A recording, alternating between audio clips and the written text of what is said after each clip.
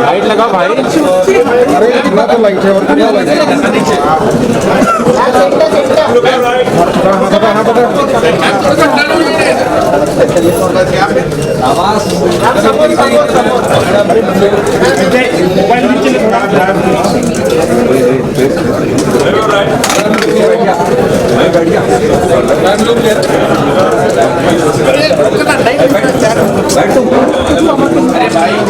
भाई तुम लोग का फोटो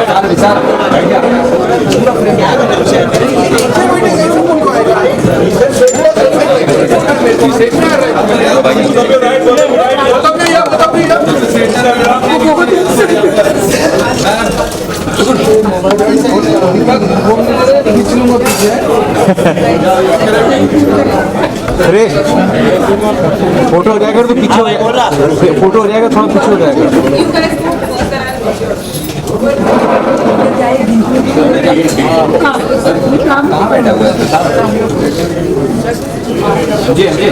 लेने के बाद बैठ जाओ।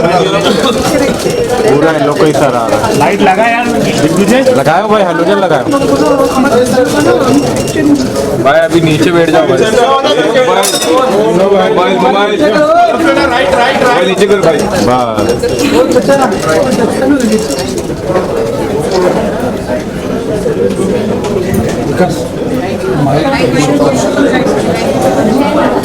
चेयर लगा चेयर टेबल। अरे यार लग रहा है घर पे रख के आएगा तेरे को नहीं बोल रहा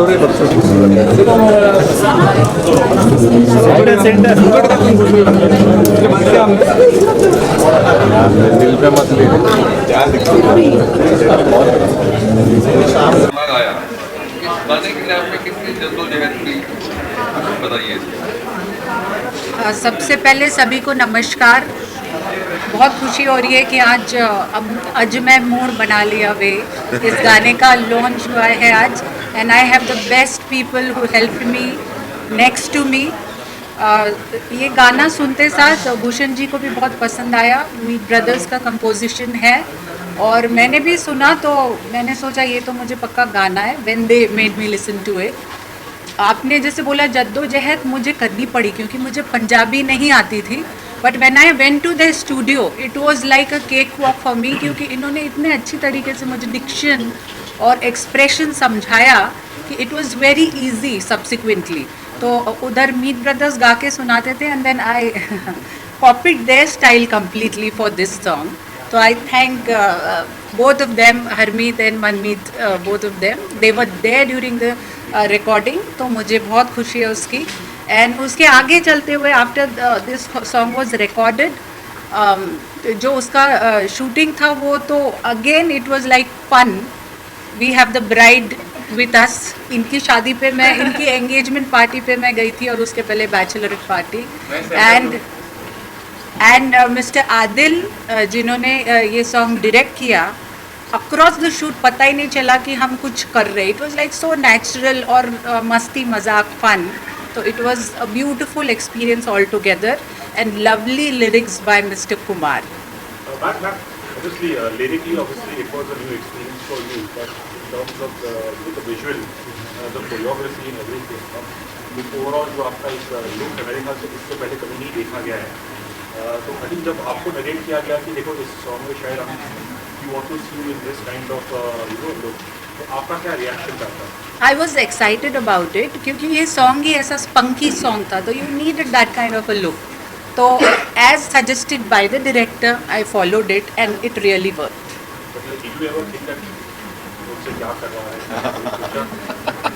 See, life is all about exploring new things.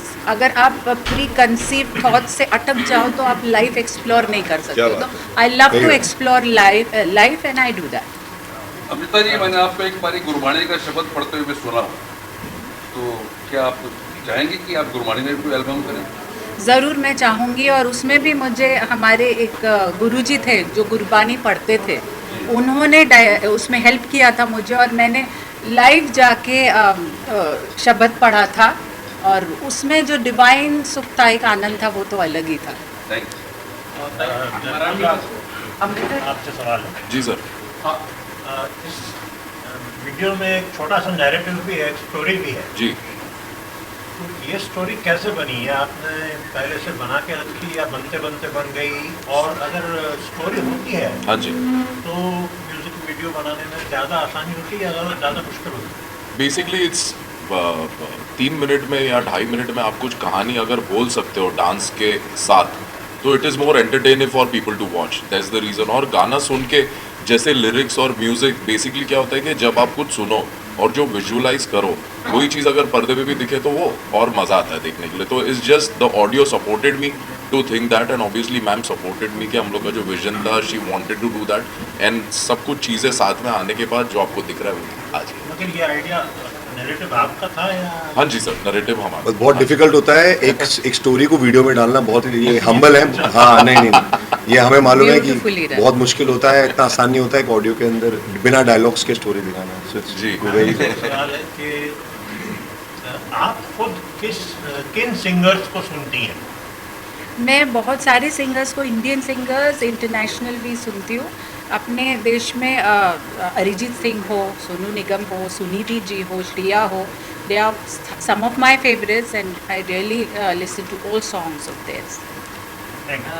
मराठीमध्ये आप जिस तरह से आई, थोड़े दिन पहले मतलब कुछ अर्से पहले हमने कनिका ढिल्लन जी को देखा था, जो बहुत ग्रेटफुल आती थी और काफ़ी चिड़िया कलाइयाँ होती, काफ़ी फेमस गाना है इनका ही है वो। वही इसमें भी गजब की बात ये है कि फर्स्ट टाइम हमने सुना और हम बहुत उसको वो किया। तो आपको ऐसा लगता है कि इस साल ये बहुत आगे जाएगा सॉन्ग? मुझे यकीन है कि ये song, this is a bachelorette anthem as they say, तो मुझे लगता है हर शादी में बजेगा, लाउंज में बजेगा, और लोग जिनको रिलैक्स करना हो, रिजुविनेट करना हो, गाना लगा के डांस करे या गुनगुनाए तो एकदम फ्रेश हो जाएंगे। ट्राई करके देखिए। आजकल हर कोई बहुत मूडी हो गया है, इसलिए ये लाइन हर कोई यूज़ करता है, यूथ यूज़ करती है कि मूड बन गया है या मूड कॉफ़ी का मूड बना लेते हैं यार, चलो पार्टी का मूड बनाते हैं। तो आई थिंक एक बहुत रिलेटेबल गाना है, हर कोई कहीं पे भी गा सकता है। चलो अभी इंटरव्यू का मूड है तो आज इंटरव्यू लेते हैं। अमृता जी, गाने का नाम है मूड बना लिया, आप तो एक बैंकर नहीं है, तो एक बैंकर अपना मूड कैसे बनाता है गाना गाने का? कोई स्पेशल बारिश का इसके माहौल या फिर? Banking is a very monotonous job, तो आपका मोनोटोनस जॉब करते करते आपने बैकग्राउंड में ये गाना सुन लिया तो आपका मूड बन जाता बन जाएगा। मतलब बैंकिंग छोड़ के फिर नाचना शुरू कर देंगे? है। सबको नचा देंगे। मैम आई थिंक इससे पहले जो आपने जो गाने गाए हैं, ऐसा मैंने पढ़ा है, लेकिन काफ़ी तो जो गाने थे वो sign for the social causes, और ना एक सोशल कॉज के लिए जब आप गाते हैं या कोई भी कॉन्ट्रीब्यूशन करते हैं तो उसकी एडिट रिस्पॉन्सिबिलिटी रहती है। यहाँ पे कहीं ना कहीं आपको ऐसा लगा that it is much more relaxing now कि इस गाने में लैंग्वेज, पिक्चराइजेशन, उस हिसाब से आपने शायद इसमें भी हाँ किया था।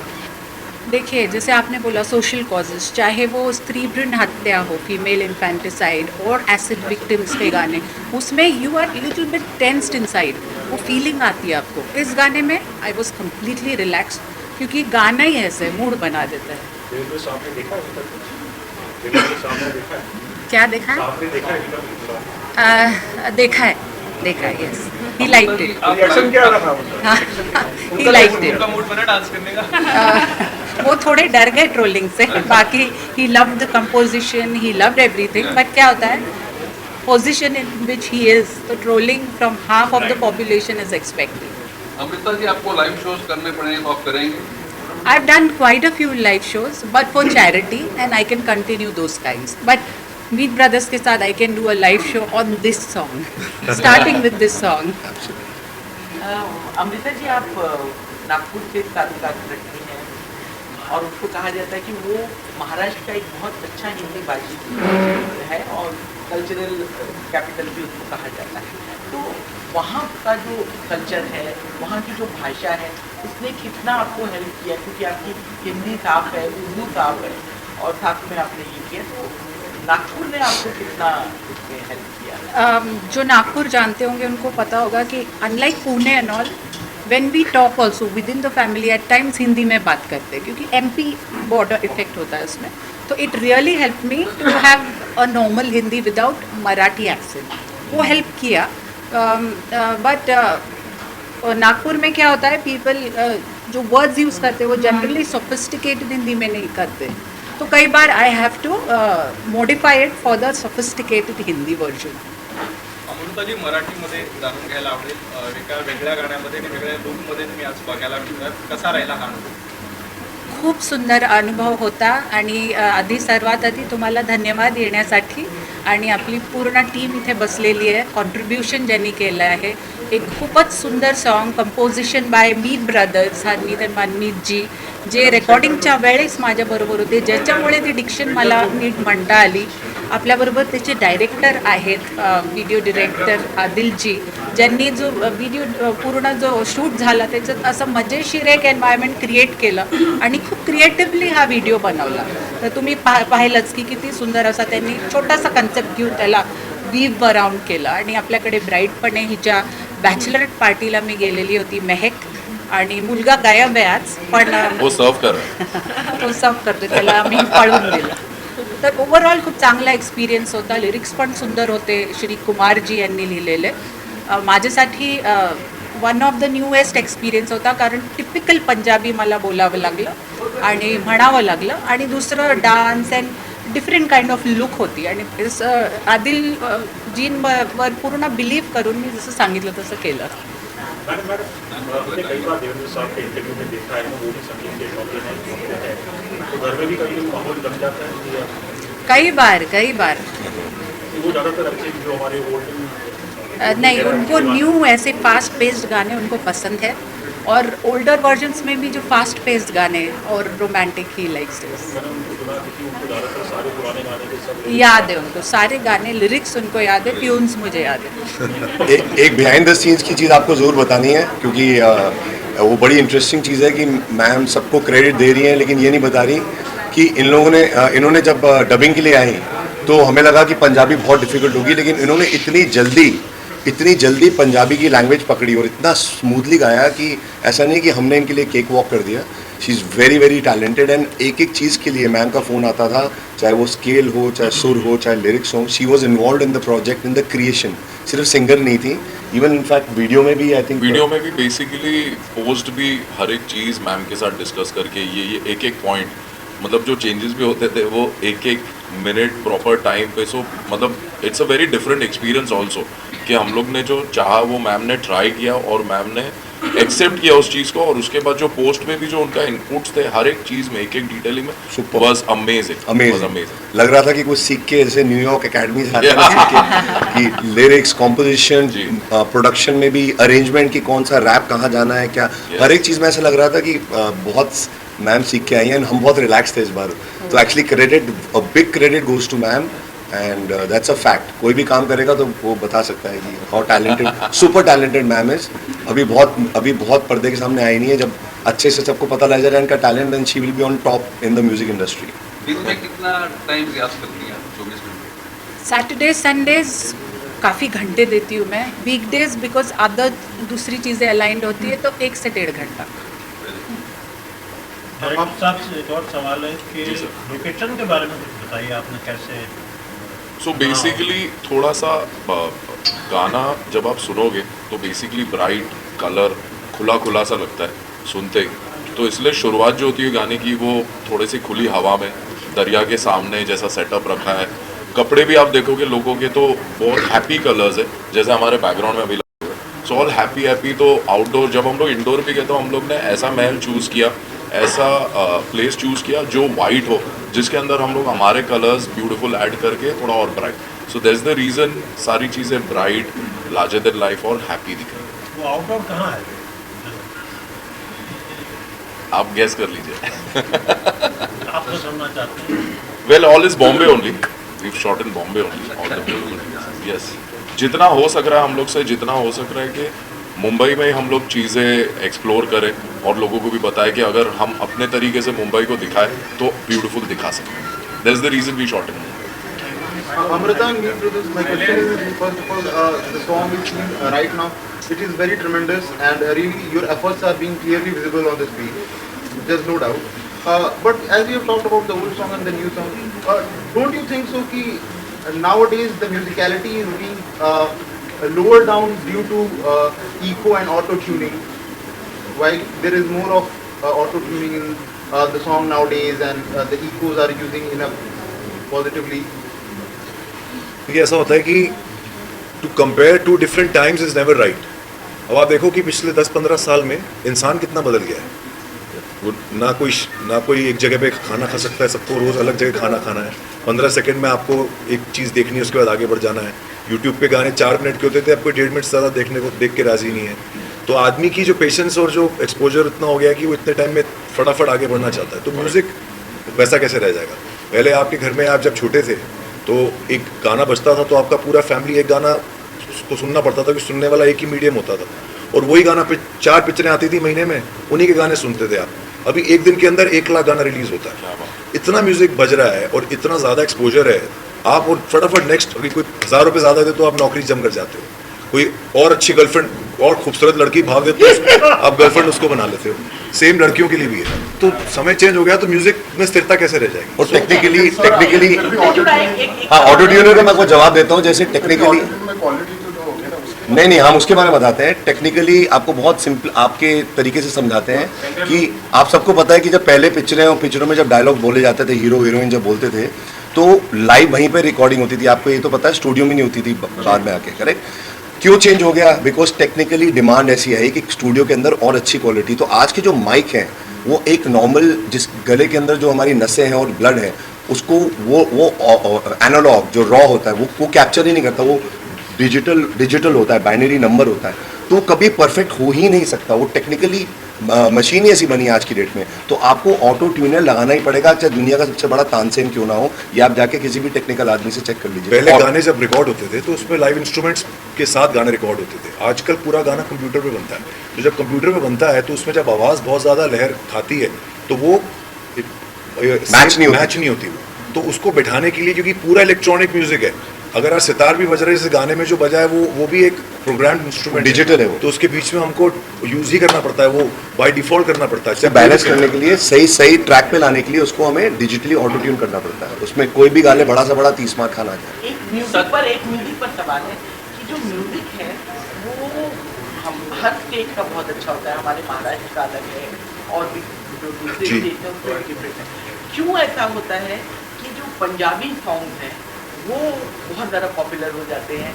इवन मैंने देखा है कि ऐसी फिल्में जो पंजाब से कनेक्टेड नहीं है, उसमें भी जो शादियों के सॉन्ग और वो सब पिक्चराइज किया जाता है, उसमें पंजाबी धुन होती है या पंजाबी लिरिक्स। मैम, जैसे हर हिंदुस्तान में आप हर 20 किलोमीटर में बोली बदल जाती है। हाँ। अब हर बोली का एक जुबान कैसे चलती है, उसके डायलेक्ट होता है, जैसे फेनेटिक्स होते हैं। पंजाबी जो लैंग्वेज है वो बहुत बाउंस है उसमें।